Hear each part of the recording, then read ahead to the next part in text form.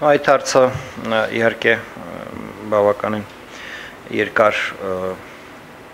քննարկման թեմա է, պարզապես որպեսզի կարճ լինի, ես թվարկեմ իմ կարծիքով իրադրությունը այն տեսանկյունով, որ ինչ էր հանրապետական կուսակցությունը ուզում ստանալ այդ ընտրությունների արդյունքում եւ համեմատենք նրա հետ ինչ ստացավ։ Կնհայտ է, որ 13 թվականի նախագահական ընտրությունները հանրապետական կուսակցության տեսակետից պետք է լինեին ոչ մրցունակ ընտրություններ, նախապես հայտնի արդյունքով։ Եվ դրա համար բավականին մեծ քաղաքական աշխատանք էր արվել, որպեսզի ստեղծել մեր հանրության մեջ կոնսենսուս քաղաքական եւ քաղաքացիական ուժերի Սերժ Սարգսյանի առաջադրվելու հարցի շուրջ։ Քաղաքացիական սեկտորում կար գերիշխող գաղափար, որ ընտրությունները պետք չի մասնակցել, պետք է բոյկոտել, իսկ քաղաքական ուժերը ըստ էության բոլորը միավորված էին Եվրոմիության հետ ասոցիացման այդ գաղափարի շուրջ եւ մեծ հաշվով որևէ ցանկություն հակադրվել այն քաղաքական ուժին, որը որ ակնհայտորեն ուզուրպացնում էր Հայաստանում պետական իշխանությունը, ոչ մի քաղաքական ուժ չուներ։ Նման պայմաններում տեսանելի է, որ հանրապետական կուսակցությունը այս ընտրություններից սպասում էր առնվազն 5 արդյունք։ Առաջինը բնականաբար դրական գնահատական միջազգային դիտորդների կողմից։ Երկրորդը անիմաստ դարձնել, կործանել մարտի 1-ի հետ կապված ոստիկանության գործողությունների հետաքննության այդ պարտավորությունը, որը որ հանրապետական կուսակցությունը ուներ միջազգային հանրության առջև։ Երրորդը դա ապացուցել ամբողջ աշխարհին, որ 12 թվականի մայիսին ձևավորված կառավարությունը լեգիտիմ է։ Չորրորդը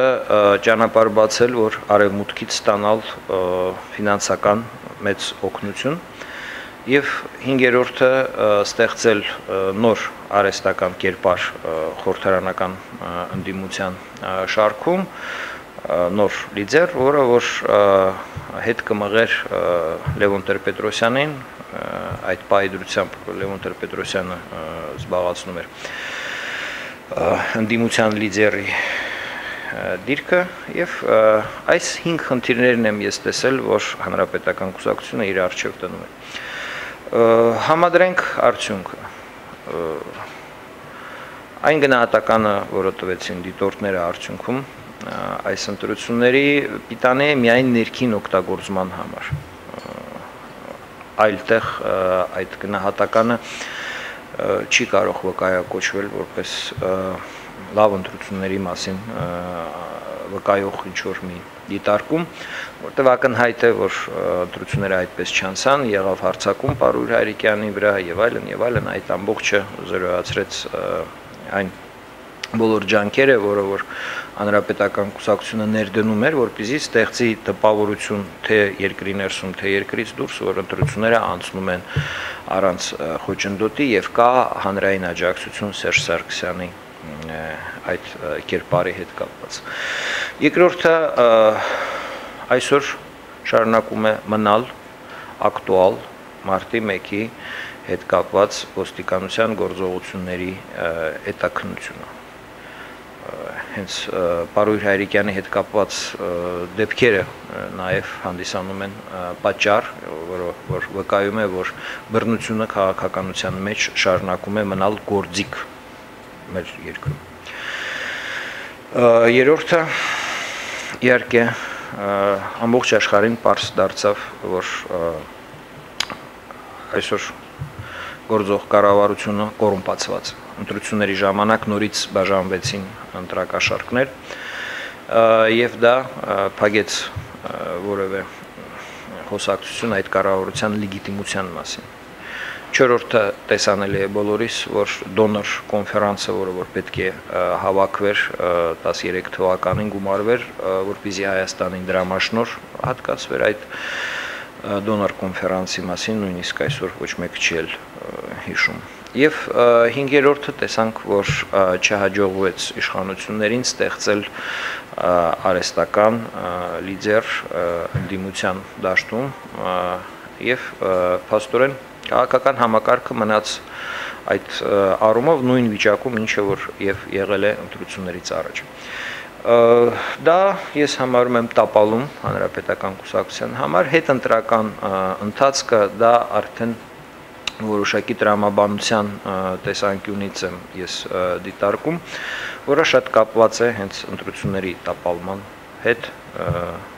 դա երևի ձեր հաջորդ հարցը պիտի լինի։ Լավ, արդեն դուք հիմնականում խոսեցիք հանրապետական կուսակցության դաշտերված նպատակների ու արդյունքի մասին, իսկ ընդդիմադիրի դաշտում ինչու այդ համախմբվածությունը չեղավ, որպեսզի նաև ցույց տային, թեկուզ եւ հասարակությունը, ասենք թեկուզ ընդդիմության հիմնական ներկայացուցիչին ընտրել էր զուտ նրա համար, որ դեմ էր իշխանությանը։ Դա չէր թափվում։ Եթե դուք ուսումնասիրեք 2012 թվականի ապրիլի 18-ին Եվրոխորհրդարանի կողմից ընդունած բանաձևը, որտեղ խոսք է գնում Հայաստանի եւ Եվրոմիության միջև ասոցիացիան պայմանագրի քաղաքական պահանջների մասին, այսինքն խորհրդարանը, Եվրոխորհրդարանը սահմանեց այնտեղ ինչ պայմաններ պիտի ներկայացնեն Հայաստանին, որպեսզի կնքվի ասոցիացիան պայմանագիրը։ Կտեսնեք, որ այնտեղ հետևյալ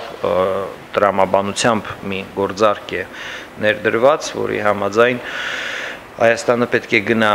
միակողմանի զիջումներին հայ-թուրքական հարաբերություններում, հայ-ադրբեջանական հարաբերություններում, Իրանի հետ իր հարաբերությունները համադրի եվրոպական քաղաքականության հետ եւ դրա դիմաց կարող է ակնկալել լայն մեծ ֆինանսական օգնություն, որպեսզի ստեղծել Եվրոմիության հետ ազատ առևտրի գոտի։ Եվ նույն բանաձևի մեջ կա մատնանշում, որ բոլոր քաղաքական ուժերը համաձայն են այդ ծրագրի հետ։ Այսինքն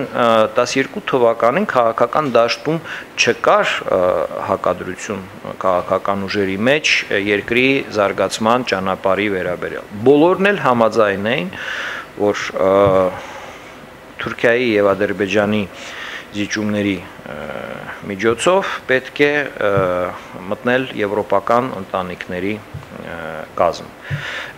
Իմ քաղաքական հայացքները եղել են եւ կան հակառակը, ես գտնում եմ, որ մենք ունենք ընտրություն։ Առաջինը դա իհարկե զիջումների միջոցով մտնել եվրոպական ընտանիքների կազմ, երկրորդը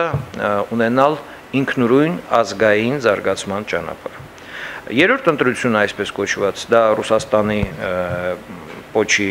այսպես տակ մնալը, դա իրականում ընդհանրապես վկայում է, որ Հայաստանը չունի կամք ոչ առաջի ճանապարհով զարգանալ, ոչ երկրորդ, եւ պարզապես մնում է նույն տեղում, ինչպես եւ ինքը կար Խորհրդային Միության փլուզումից հետո։ Ես այդպես եմ տեսնում այս կարևորագույն քաղաքական խնդիրները եւ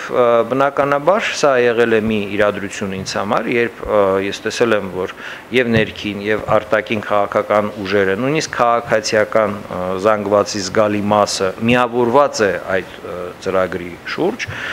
անձնել մեր երկրի որոշ ազգային շահերը, որպեսզի այդ գնով մտնել եվրոպական ընտանիք ժողովուրդների ընտանիք եւ իմ գործողությունները բնականաբար թելադրված էին նրանով, որ ես հակադրվել եմ այդ քաղաքական ծրագրին եւ պահանջել եմ, որ լինեն երկրում ազնիվ ընտրություններ, որովհետեւ միայն ազնիվ ընտրությունների ժամանակ այդպիսի կարևոր որոշումներ պիտի ընդունվեն ժողովրդի կողմից։ Չի կարելի ժողովրդի մեջքի հետևում նման մեծ նշանակության ծրագիր իրականացնել եւ հետո հանրությանը փաստի առաջ դնել, որ գիտեք, սա իրականում անցյալում էսպես էր նախատեսված եւ այլն։ Չէ՞ որ մեր հանրությանը 12 թվականին ոչ ոք չասեց, որ Եվրոմիության հետ ասոցիացումը ունի կոնկրետ գին։ Դա փորձում էին անել թակուն հանրության մեջքի հետևում։ Եվ պահանջը անցկացնել ազնիվ բաց եւ տապանցիկ ընտրություններ իմ կողմից առաջ քաշված, դա այն գործիքներ, որով ես փորձեցի հակադրվել այդ քաղաքական իրողության մեջ գոյություն ունեցող վիճակին, երբ գրեթե ամբողջ աշխարհը միավորվել է այս ծրագրի շուրջ։ Բնականաբար շատ սահմանափակ էին ռեսուրսները, դա անձնական ռեսուրսներն էին եւ շատ քիչ էին այն մարդկանց թիվը, ով կարող էր նման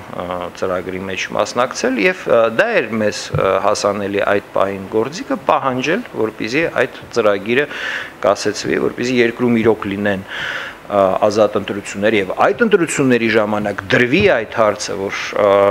մեր ժողովրդի առջև որ կա երկու զարգացման ճանապարհ, առաջինը դա զիջումների գնով մտնել Եվրո միություն, երկրորդը դա ինչ որ այլ սեփական ռեսուրսներով ինքնուրույն ազգային զարգացում ունենալու ճանապարհն է։ Դրա համար եւ անհրաժեշտ են ընտրությունները, որպեսզի ընտրությունների ժամանակ մատուցվեն այդ ծրագրերը։ Այն ինչ արեց երեքրված իշխանությունը կարելի ասել, որ վեր էր հասարակության պատկերացումներից ու դրա արդյունքում նաև այս իրավիճակը ստեղծվեց մեկ տարվա ընթացքում։ Դե ես չեմ համարում, որ իշխանության ուզուրպացիա իրականացնող մարդկանց կարելի է համարել վերընտրված։ Իշխանության ուզուրպացիան հանցագործություն է։ Ընտրակաշարք բաժանելը, հարկադրել քվեարկելուն դա հանցագործություն է։ Ձեր լրատվական միջոցը 12 թվականի ընտրությունների ժամանակ մինչև այդ 13 թվականի լուսաբանել է ընտրական process-ը Հայաստանում, իշխանությունը զավթած դա կոչվում է։ Իշխանությունը զավթած խումբը այսօր ունի խորին ճգնաժամ, որը ունի նաև անհատական կողմ, որովհետև կամ Սերժ Սարգսյանը պիտի քանդի իր կողմից ստեղծված տարիների ընթացքում համակարգը, կամ այդ համակարգը պիտի դեն շպրտի Սերժ Սարգսյանին, որովհետև ինքը այսուհետ արդեն անպիտան քաղաքական գործիչ է։ Տեսեք Հայաստանում ինչ դասավորություն է այսօր ստեղծվել։ Հանրապետական կուսակցությունը եվրոպական ժողովրդական կուսակցության անդամ է եւ առաջ է տանում Ռուսաստանի, Բելարուսի եւ Ղազախստանի հետ միասնական տնտեսական քաղաքական ինտեգրման ծրագիր։ Դա աբսուրդ է։ Եվ հակառակը, Բարգավաճ Հայաստան կուսակցությունը Единая Россия կուսակցության Հայաստանում ռազմավարական գործընկերն է, բայց տեսնում ենք, որ այդ կուսակցությունը դեմ է դուրս գալի Ռուսաստանի շահերին Հայաստանի էներգետիկ ոլորտում։ Սերժ Սարգսյանը օբյեկտիվորեն այսօր, քանի որ տապալվել են ընտրությունները եւ հետընտրական, այսպես ասած, մարտահրավերներ են եղել, շեղվել է այն դասավորությունը, որը ի սկզբանե իրենք պլանավորել են, խնդիր ունի վերադասավորել, կարգի բերել այս քաղաքական համակարգը։ Բայց մարդիկ արդեն ստացել են իրենց պաշտոնները, իրենց մանդատները, վճարել են դրա համար, չէ՞ որ կոռուպցիոն եղանակով է այդ բոլոր մեխանիզմները աշխատում։ Եվ այսօր բնականաբար ստացվում է, որ Սերժ Սարգսյանը դուրս է գալիս բոլորի դեմ, նախարարների դեմ, վարչապետի դեմ, պատգամավորների դեմ, որովհետև ոչ մեկ չի ուզում փոփոխություն։ Եվ իհարկե այսօր արդեն ձևավորվում է նոր կոնսենսուս Սերժ Սարգսյանի քաղաքական կյանքից դուրս գալու հարցի շուրջ, որովհետև այդ բոլոր մարդիկ բնականաբար չեն ուզում որևէ մի բան զիջեն, որի համար իրենք վճարել են։ Սա ստեղծել է հետընտրական process-ում իշխանությունների համար եւ քաղաքական համակարգի համար մեծ հակասություն, մեծ ճգնաժամ։ Այսօր նույնիսկ այդ համակարգի էլեմենտները փորձում են հանրությունից ինչ որ աջակցություն ձեռք բերել, որպեսզի նաեւ վկայակոչեն, որ հանրությունն էլ դրա հետ ինչ որ կապ ունի, դե բնականաբար հանրությունը այս տեսակ հարցերում որևէ մասնակցություն չի կարող ունենալ եւ իրեն դա պետք չի, բայց սա հեղափոխական իրադրության կարևորագույն փուլ է, երբ որ իշխող համակարգը, մենք բազմիցս ասում ենք քրեա օլիգարխիկ համակարգը Հայաստանում այլևս չի կարող արդյունավետ աշխատել։